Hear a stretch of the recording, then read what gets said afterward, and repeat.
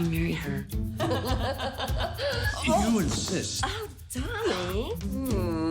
Hello and welcome to What the Flick. I am Christy. This is Alonso. We are not getting married, but other people are in the big wedding. It's a big wedding. It's a big wedding.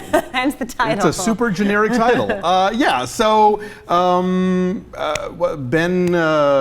Barnes. Ben Barnes, thank you. He's really cute. Who from the Prince Caspian from the Narnia movies, and Amanda Seyfried are getting married, and so that means big crazy family times. Barnes' adoptive parents are Robert De Niro and Diane Keaton, but they haven't lived together in ages because Robert De Niro left her for her best friend, played by Susan Sarandon.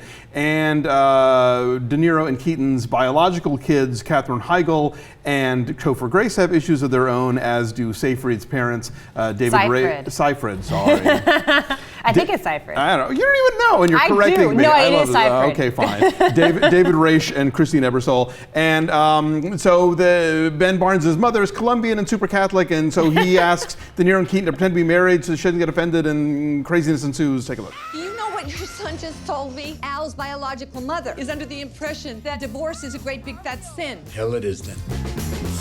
She gave up her only son so that I could have a chance at a better life. And now she left Colombia, only to find out that I've been lying about being raised by heathens for the past 15 years. So this is an American English language remake of a French farce. Right. We don't do French farce very well here in America. Not as a general rule. We strain. No, but what I like about this movie, and I like this movie more than I dislike it, I like that it's an R-rated comedy that is an R-rated comedy. Like, it is naughty and bawdy, and people say, you know, they work the blue material, you know? You can say the word that they use. I mean, you know, like the opening sequence is like basically De Niro is about to perform oral sex on Susan Sarandon. In the kitchen. In the kitchen, and Diane Keaton is in the house, unbeknownst to them. I totally understand why people would avoid this movie like crazy. It has the word wedding in the title. It has Katherine Heigl in it. It has Robin Williams playing a Catholic priest. Again, after License to Wed.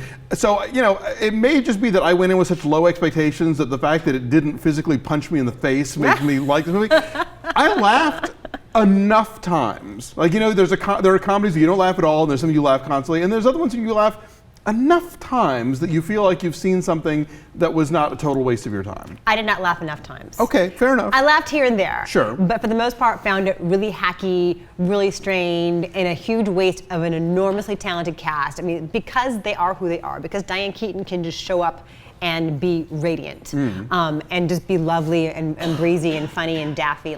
But she's been in some crap movies. Oh, yes. I mean, Because I Said So and Mad Money. I mean, so Hanging Up in 2000. Yeah. Movie. Before you go that far back. But she's really like lovely and beautiful and funny in this here and there. I think she and De Niro and Sarandon have fun together. Like, they have a cool chemistry, and even though like they outshine the material like crazy, but just watching them interact is fun enough. Watching them interact made me want to watch them interact with better material. Well, absolutely, yes. No, I grant you that. It's been depressing, actually. I mean, a lot of it is strained. I think that Katherine Heigl, for once, is fun to watch because she's playing a character full of rage. And I thought that was funny because I'm so used to her being the sort of simpering romantic lead and just super irritating. And here she just has the most like dead-eyed stare and says the most cutting things to people. I'm like, oh, I like this Katherine Heigl. No. Like, I want more of this one. I wanted that character to be developed better. I mean, I think she's an idea that is underdeveloped and feels kind of wedged in given the general wackiness of all the other hijinks that are going on. I like Topher Grace. So you like Katherine Heigl, I like Topher Grace. No, he's fine. But again, But that's a character that makes no sense. The 30-year-old virgin, just seemed kind of... He's this hot doctor. Yeah. He's never slept with anybody. But again, he does, like Robert Downey Jr., he does that kind of like quick, glib, kind of smart ass, yes. weapon fire material pretty well. Yeah, I just found this sad and depressing and trying so hard to shock us. The scene where De Niro's going down on, what's her face? Sarandon in the kitchen. That just felt like it happened so fast. It felt like they were trying to shock us really quickly off the top.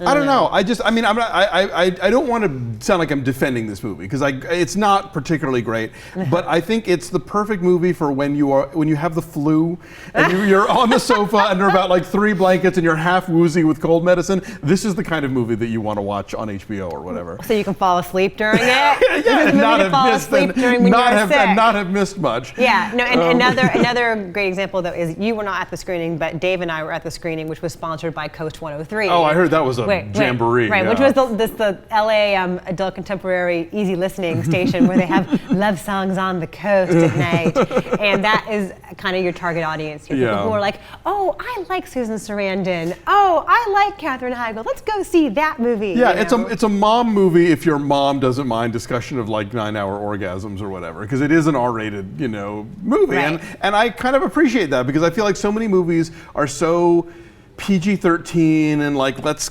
cover our tits with the sheet and like everything's they verge on naughty, but then they kind of pull back. So it's like let's just have some R-rated movies every so often and get a little down and dirty. All right. So yeah, not a great movie, but not the piece of shit that you might imagine it would be. And there's your blurb. Boom. Okay, so what is your number, please? What did I give it? You gave it a 6. I give it a 6, a solid 6. You're feeling very charitable. I give it a 3. We should point out to you that it has an 8% positive rating on Rotten Tomatoes, and among the very few mostly positive because of me. things, Alonso feeling charitable that day. Our average here is a 4.5, but it is an 8% on Rotten Tomatoes. So beware. Yeah, be sick in bed. Exactly. Get that flu and watch this movie. Bye.